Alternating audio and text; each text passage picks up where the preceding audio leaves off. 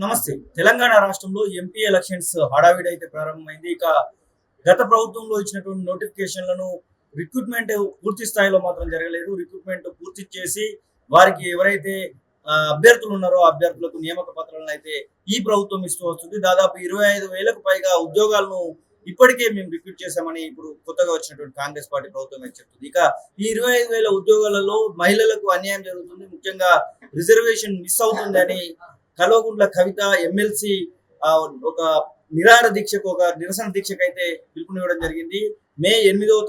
మార్చి 8వ తారీఖు మహిళా దినోత్సవం రోజున ఒక భారీ కార్యక్రమాన్ని అయితే ఏర్పాటు చేయబోతున్నారు ధర్నా చౌక్ వద్ద. అసలు ఈ కార్యక్రమం ఏర్పాటే అవసరం లేదు, మీ ప్రభుత్వంలో చేసినటువంటి తప్పుల వల్లనే ఈ కార్యక్రమం మీరు చేయాల్సినటువంటి అవసరం లేదని ఎమ్మెల్సీ వెంకట్ చెప్తున్నారు. అసలు ఏంటన్నా గతంలో జరిగినటువంటి తప్పిదం ఏంటి, ఇప్పుడు మీ ప్రభుత్వంలో చేయాల్సినటువంటి మంచి ఏం చేయాల్సింది? గత ప్రభుత్వంలో ఉద్యోగాలు ఇవ్వకుండా విద్యార్థుల మధ్యలో చిచ్చుపెట్టి కేసులు వేయించి ఉద్యోగాలు ఇవ్వకుండా అన్ని కూడా న్యాయస్థానంలో కేసులు పెండింగ్ ఉన్నాయని చెప్పి ఉద్యోగాలు ఇవ్వకుండా నిరుద్యోగులను మోసం చేసే ప్రయత్నం చేశారు. ఎక్కడైనా అడపా ఉద్యోగాలు ఇచ్చే ప్రయత్నం చేసినా వస్తున్నాయని అందులో కూడా అవినీతికి పాల్పడి ఆ పేపర్లు పేపర్లు అమ్ముకొని నిరుద్యోగులను మోసం చేసిన సంబంధం చాలా స్పష్టంగా ఉన్నాం. ఆఖరికి గ్రూప్ 1 పేపర్ కూడా లీక్ అయిందనంటే ఏ దుస్థితి ఏ రకంగా గత ప్రభుత్వం పరిపాలించిందో యావత్ తెలంగాణ సమాజం గమనించింది. ఆ గమనించే తెలంగాణలో అతిపెద్ద కులం యువ కులం వాళ్ళకి తగిన గుణపాఠం చెప్పి కాంగ్రెస్ ప్రభుత్వాన్ని ఏర్పాటు చేసింది. కాంగ్రెస్ ప్రభుత్వం ఏర్పాటు చేసిన మొట్టమొదటి రోజుకెళ్ళి టీఎస్పీఎస్సీ ప్రక్షాళనపైన దృష్టి పెట్టి ఆ నమ్మకాన్ని ముఖ్యమంత్రి గారు నిరుద్యోగులకు కల్పించడం జరిగింది. సరే, వాళ్ళు నిరుద్యోగులు పెట్టారు, మేము తెలంగాణ రేపటి భావి భారత పౌరులు చెప్పి మేము మాట్లాడాం. తెలంగాణ భావి భారత పౌరులకు వాళ్ళకి ఒక నమ్మకాన్ని కల్పించడం జరిగింది. కల్పించిన తర్వాత ఈ రిజర్వేషన్ కి సంబంధించి ఏదైతే ఈ రోజు కవిత గారు మాట్లాడుతుందో జియో నెంబర్ 3 జియో నెంబర్ 35 వల్ల అన్యాయం జరుగుతుందని చెప్పారు. సరే, దాని రకంగా ఏ రకంగా జరుగుతుంది, అది జరిగే దానిపైన ఏ రకంగా డిసిషన్ తీసుకోవాలనేది 100% దానిపైన రివ్యూ చేస్తూ నెక్స్ట్ టైం ఆ రకంగా ప్రాబ్లం అవ్వకుండా ప్రభుత్వం రివ్యూ చేస్తుంది. కానీ కవితగా మాట్లాడి తనేదో కరెక్ట్, మహిళలకి నేనే కొట్లాడుతున్నా, నేను మహిళలకు అండగా నిలబడతా అని చెప్పని 9 సంవత్సరాలుగా ఎక్కడన్నా మహిళల పైన ఏ చిన్న అవాంఛనీయ సంఘటన జరిగినా, మహిళలు ఏదైతే చనిపోయినా కానీ ఏ ఒక్క కుటుంబాలైనా కవితగా పరామర్శించింది. మొదటి ప్రశ్న. రెండోది, వాళ్ళ ప్రభుత్వం ఏర్పడ్డప్పుడు ముఖ్యమంత్రి గారు వారి కేబినెట్ లో 6 మహిళా మంత్రి లేకుండా, మహిళా మంత్రి లేనప్పుడు ఏ ఒక్క రోజన్నా తిను నోరు తెరిచి మహిళా మంత్రి ఉండాలి, మహిళల ప్రాబ్లం చెప్పుకొని ఒక మహిళ ఉండాలని చెప్పి తిను మాట్లాడుతారు. రెండోది, ఇంకోటి ఈ రోజు 8వ తారీఖు నేను ధర్నా చౌక్ లో ధర్నా చేస్తా అని చెప్పి మీరు మాట్లాడుతున్నారు. అసలు ధర్నా చౌకే అవసరం లేదని చెప్పని, ధర్నా చౌక్ ని నియంత్రణ లెక్క పరిపాలించాలని చెప్పి ధర్నా చౌక్ ని ఎత్తేసేయాలని చెప్పని ఏదైతే మీ ప్రభుత్వం ఉన్నప్పుడు చాలా స్పష్టంగా మీరే మాట్లాడారు. కానీ ఇది ప్రజాస్వామ్య ప్రభుత్వం. ప్రజలకు ఇబ్బందులు ఉన్నా వారి బాధ ఆవేదన చెప్పుకోనికి ధర్నా చౌక్ ఉండాలి. ఎందుకంటే డెమోక్రసీలో అధికార పక్షం ఏంటనో ప్రతిపక్ష పాత్ర కూడా అంతే అవసరం. ఏవేమన్నా మాకు తెలిసి తెలియక ఏమైనా తప్పులు చేసినా ఆ తప్పులు మా దృష్టికి తీసుకొని వస్తే దాన్ని సవరించుకోనికే మనకి ధర్నా చౌక్ కానీ లేకపోతే ఆ శాసనసభ కానీ శాసన మండలిలో జరిగినప్పుడు చర్చ జరిగినప్పుడు సమస్యలు పరిష్కారం. ఎండ్ ఆఫ్ ది డే మనందరి ప్రయారిటీ ఏదైతే తెలంగాణకు సంబంధించి ఆ ప్రజలు మెరుగైన పరిపాలన ప్రజలకు అందించే దిశగానే ఇద్దరి యొక్క ఒపీనియన్ ఉండాలి. కానీ ఈ రోజు మీరు ఏదైతే సంబంధించి మీరు అధికారంలో ఉన్నప్పుడు ఏదైతే గ్రూప్ 1 కి సంబంధించి ఒక కేసు ఫైల్ అయినప్పుడు కోర్టు సంబంధించి ఒక జడ్జిమెంట్, ఒక ఇంటరిమ్ ఆర్డర్ ఇచ్చింది ఈ హారిజాంటల్ దీనికి సంబంధించి. ఏమని? Rajesh Kumar Dhariya versus state of Rajasthan సంబంధించి ఒక ఆర్డర్ ఉంది. ఆర్డర్ ని బేస్ చేసుకొని ఆల్రెడీ ఏపీలో కూడా ఫాలో అవుతారు అదే ప్రక్రియ, ఇక్కడేదో మనం కొత్తది కాదు. ఆ రోజు ఆ జడ్జిమెంట్ వచ్చినప్పుడు ఎప్పుడో జనవరి, మార్చి, ఆగస్టు సెప్టెంబర్ లో వచ్చింది. వచ్చినప్పుడు ఆగస్ట్ ఆ మంత్ లో వచ్చినప్పుడు, ఆ 7th month లో వచ్చినప్పుడు ఆ ఇంటరిమ్ ఆర్డర్ ని బేస్ చేసుకొని అప్పుడున్న బీఆర్ఎస్ ప్రభుత్వం ఒక వెబ్ నోట్ రిలీజ్ చేసి, ఓకే, ఆ వెబ్ నోట్ దేని బేస్ చేసుకుని రిలీజ్ చేసిందంటే మెమో నెంబర్ 7593 అని ఇచ్చారు. మెమో నెంబర్ ఆ రోజున జిఏడికి వచ్చింది. ఇది 7593 అనే మెమో నెంబర్ ని రిలీజ్ అవ్వడం జరిగింది. ఆ మెమో నెంబర్ ని బేస్ చేసుకునే ఈ కేసెస్, ఎందుకంటే దీనికి సంబంధించి ఆల్మోస్ట్ అన్ని రిక్రూట్మెంట్స్ ఆగిపోయినాయి. అంటే దేనికి కూడా ఉద్యోగాలు ఇవ్వకుండా అంటే వాళ్ళ ఆలోచన ఏముండే, కాబట్టి ఆడవిలో ఒకటి ఏం చేసిరంటే ఆ మెమోలో ఎక్కడ కూడా అన్సర్టనిటీ లేదు, అంటే ఆ మెమోలో ప్రాక్టికాలిటీ ఎక్కడ లేదు, అంటే క్లారిటీగా ఆ మెమో ఇవ్వలే. ఇంప్లిమెంట్ చేస్తామని చెప్పారు. ఇందులో కూడా కొన్ని లీగల్ కొన్ని పాయింట్స్ ఆ ఉమెన్ అనేది తీయకుండా, ఆ రిజర్వేషన్ పెట్టకుండా ఏంటంటే చేస్తున్నాం అన్నట్టు చెప్పుకుంటూనే ఇందులో స్పష్టత ఇవ్వాలి. ఎందుకు స్పష్టత లేకపోతే ఉద్యోగాలు ఇచ్చే ఉద్దేశం లేకుండా. కానీ మా ప్రభుత్వం వచ్చినాక ముఖ్యమంత్రి గారు ఉన్న ఉద్యోగాలు అన్ని ఇచ్చేసేయాలి, కేసులు ఏవేవి పెండింగ్ ఉన్నాయి ఏ రకంగా రిజాల్వ్ చేయగలుగుతాము. సుప్రీంకోర్టు రేపు పొద్దున అంటే ఒకటి ఉద్యోగ ప్రక్రియ ప్రాసెస్ చేస్తున్నప్పుడు ఒక డెసిషన్ తీసుకున్నప్పుడు ఎవరైనా మళ్ళీ న్యాయస్థానంలో కోర్టులో కేసేస్తే ప్రాసెస్ ఆగకుండా చూసుకోవాలి. ప్రభుత్వ లక్ష్యం అదే ఉంటది. ఆగకుండా చూసుకోలేని ఒక లక్ష్యంతో అందరితోటి న్యాయ వ్యవస్థతోటి సంప్రదింపులు జరిపి ఏ రకంగా చేయాలని చెప్పని గతంలో మీరు ఇచ్చిన మెమోని బేస్ చేసుకొని లాస్ట్ టైం ఏదైతే మీరు ఇచ్చిన మెమోని బేస్ చేసుకొని చాలా స్పష్టంగా మెమో నెంబర్ 4981 మేము రిలీజ్ చేసినాం. ఓకే.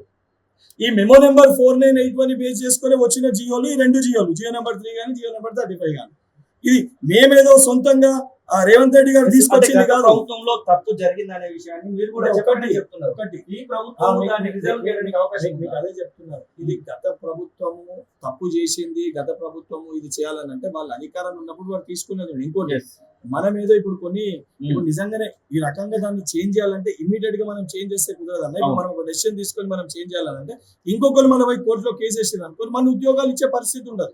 సో లీగల్ గా కాన్స్టిట్యూషన్ ప్రకారంగా ఇబ్బంది జరగకుండా ఉద్యోగ ప్రక్రియను నింపే భాగంలో ఏ రకంగా అయితే ఉద్యోగాలు నింపగలుగుతామో అదే ప్రభుత్వం ఫాలో అయితే అదే ఈ రోజు మేము ఫాలో అయినాము. వాళ్ళు క్లారిటీ తోటి ఇవ్వలేదు, ఎందుకంటే వాళ్ళకి ఇచ్చే ఉద్దేశం లేదు. దాన్ని ఏ రకంగా ఇవ్వాలని చెప్పి అన్నింటినీ పరిగణలోకి తీసుకొని ఇప్పుడు కొత్త మెమో ఇస్తూ పూర్తి స్పష్టత ఇచ్చే వరకు ఆల్మోస్ట్ అన్ని కూడా క్లియర్ అయిపోయిన ఉద్యోగాలు ఇస్తున్నాం.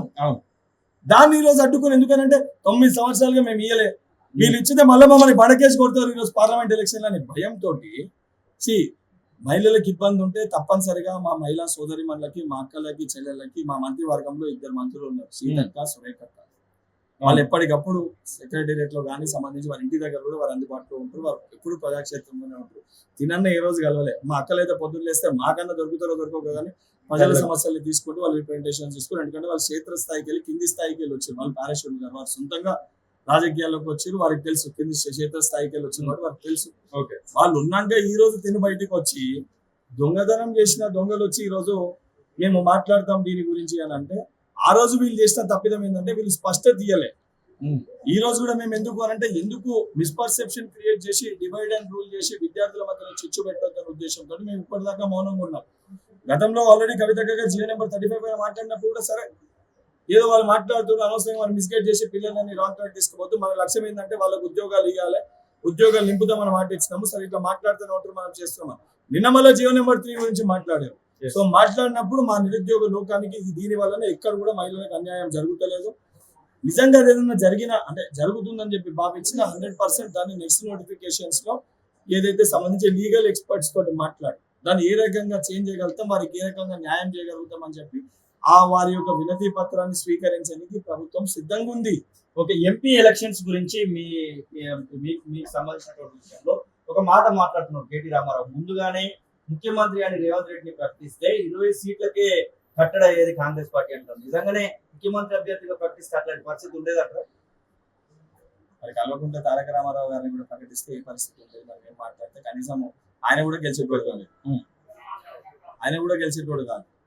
ఇప్పుడు రేవంత్ అన్న సారథ్యంలో రేవంత్ అన్న గారు పార్టీ పిసిసి అధ్యక్షుడు అంటేనే చాలా స్పష్టంగా వారే ముఖ్యమంత్రి అవుతారని చెప్పి అయితే పిసిసి అధ్యక్షుడు లేకపోతే సిఎల్పీ నాయకుడు జనరల్ గా ఇద్దరే పార్టీకి సారథ్యం వహించారు. ఇద్దరిలోనే ఎవరో ఒకరు ముఖ్యమంత్రి అవుతారు.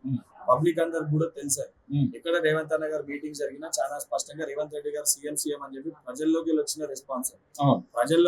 రెస్పాన్స్ ని పరిగణలోకి తీసుకుంటూనే దానితో పాటు ఏదైతే కాంగ్రెస్ పార్టీ కోసం కానీ ముందుకెళ్ళి కూడా కష్టపడుతున్న బట్టి విక్రమార్క గారికి డిప్యూటీ సీఎం, రేవంత్ రెడ్డి గారికి ముఖ్యమంత్రి ఇచ్చి ఇద్దరు కూడా కాంగ్రెస్ పార్టీకి 2 కళ్ళు లాంటి వాళ్ళు, పిసిసి అధ్యక్షులుగా, సిఎల్పీ నాయకులుగా ఇద్దరు కూడా కాంగ్రెస్ పార్టీ అధికారంలో రానికి క్రియాశీలక పాత్ర పోషించేదని చెప్పని సోషల్ జస్టిస్ తోటి ఇద్దరు కూడా కాంగ్రెస్ పార్టీ ఒకరికి సీఎం ఒకరికి డిప్యూటీ సీఎం ఇచ్చి ఇద్దరికి సముచిత స్థానం కల్పించింది. ముఖ్యమంత్రి అవుతారు అనేది ప్రజలందరూ భావించిందే, ప్రజలందరూ కోరుకున్నది, అదే జరిగింది. దాన్ని ఈ రోజు ఏదో ఇష్టం ఉన్నట్టు మాట్లాడి మా మధ్యలో మేమందరం కలిసిమెలిసి ఉన్నాము, మా మధ్యలో చిచ్చు పెట్టేదన్నా చేస్తే మళ్ళీ మేము రాజకీయ లబ్ధిదారులు పొందొచ్చు అనే ఉద్దేశంతో ఇష్టం వచ్చి వాళ్ళు మాట్లాడుతూ సరే మొదట్లో ఒక 4 రోజులు మాట్లాడితే ఏంటంటే పాపం బాధల ఆవేదనతో మాట్లాడుతున్నారు చెప్పి మేము కూడా వదిలేసినాం. కానీ ఇప్పుడు ఇష్టం వచ్చినట్టు ఏది పెట్టినా కూడా తప్పు. కనీసం ప్రభుత్వం తీసుకున్న మంచి నిర్ణయాలు కూడా మహిళలకు ఉచిత బస్ ట్రాన్స్పోర్ట్ కానీ ఏదైతే వీళ్ళు కేంద్ర ప్రభుత్వం బీజేపీ ఇద్దరు కలిసి గ్యాస్ సిలిండర్ అమాంతంగా 1300-1400 చేసేస్తే దాన్ని కూడా 500 రూపాయలకి గ్యాస్ సిలిండర్ బడుగు బలైన వర్గాలకు అందించే స్కీమ్ కానివ్వండి, 200 యూనిట్ల ఉచిత కరెంట్ కానివ్వండి, ఇదైతే ఫీజు రియంబర్స్మెంట్ పథకాన్ని మీరు పూర్తిగా మూసేస్తారు. దాన్ని ఈ మంచి నిర్ణయాలు తీసుకున్నప్పుడు కూడా కనీసం ఏ ఒక్క రోజు అనేది మంచి నిర్ణయం తీసుకున్నారు, ఇది మంచి డెసిషన్ అని చెప్పని కనీసం ఒక్కరగా మాట్లాడినరా అంటే వీళ్ళు ప్రజాస్వామ్యబద్ధంగా వ్యవహరిస్తలేరు. ఇప్పుడు దళిత బంధు స్కీమ్ తీసుకొచ్చినప్పుడు ఇది మంచి స్కీమ్ అని చెప్పని మా బట్టి గారు చాలా స్పష్టంగా అసెంబ్లీలో ప్రభుత్వాన్ని తెచ్చుకోవడం జరిగింది. ఏదైతే రైతు బంధు తీసుకొచ్చినప్పుడు కూడా ఇది మంచి స్కీమ్ అని చెప్పారు. ఏదైనా స్కీమ్ మంచిగా ఉన్నప్పుడు ప్రతిపక్ష పార్టీగా కూడా 100% ఇది చాలా మంచి స్కీమ్, మేము మీ గవర్నమెంట్ ని అప్రిషియేట్ చేస్తున్నాం, కాకపోతే 2-3 సలహా సూచనలు ఇవ్వాలనుకుంటామని చెప్పాలి తప్ప కానీ ఇదేదో పొరుగు దేశం వాళ్ళు మా పక్క దేశం వాళ్ళు వాళ్ళకి మనకి ఏదో పంచాయతీ ఉందన్నట్టు కేవలం కొట్టడకే వ్యక్తిగత దూషణలోకి దిగితే ఇది రేపు పొద్దున తెలంగాణ ఏదైతే తెలంగాణ అభివృద్ధి కానీ తెలంగాణ సంస్కృతి సాంప్రదాయాల్ని కానీ దెబ్బతీసే విధంగా ఉంటది. ఏదైనా నేను ఒక యువకుని ఈరోజు నాసొంటి మంది ఎంతో యువకులు రాజకీయాల్లోకి వస్తారు. వీసొంటి కొంతమంది సీనియర్లు ఎవరైతే ఉన్నారో వీళ్ళు మాకు ఆదర్శంగా ఉండాలి తప్ప రాజకీయాలంటే వ్యక్తిగత విమర్శలే, ఒకరినొకరు దూషించుకోవాలి, ఒకరినొకరు తిట్టుకోవాలనే విధంగా ఉంటే ఇది రేపటి తరానికి కానీ రేపటి రాబోయే భవిష్యత్తుకు కానీ మంచిది కాదని నా వ్యక్తిగత అభిప్రాయం. మీరు రాజీనామా చేస్తా అని కూడా సవాల్ చేయడం జరిగింది. ఎప్పుడు చేయబోతున్నారు? ఎక్కడ మరి మీ ఇద్దరి మధ్య పోటీ? కేటీ రామారావు రామన్న ఎక్కడ పోటీకి సిద్ధం అంటే నేను అక్కడ సిద్ధము. ఎందుకంటే రేవంత్ రెడ్డి గారికి సవాల్ విసిరే స్థాయి రామన్నది కాదు. ఎందుకంటే రేవంత్ అన్న పారాషూట్ లెక్క ఆయన లెక్క పారాషూట్ లెక్క రాలేదు.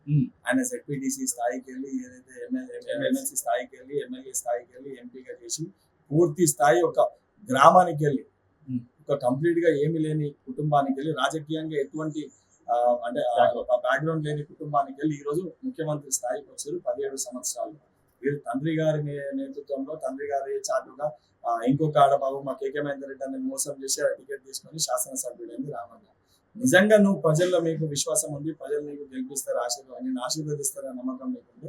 ఇంకోటి మేము తప్పుడు నిర్ణయాలు తీసుకొని మా స్కీమ్స్ మేము తప్పు చేసినాము, అది నిరుద్యోగులకు కానీ ప్రజలకు కానీ ప్రజలు మమ్మల్ని నమ్ముతలేరని చెప్పి మీరు చెప్పే మాటలు నిజమైతే నేను నా MLC పదవికి రాజీనామా చేసి పోటీకి నేను సిద్ధంగా ఉన్నాను.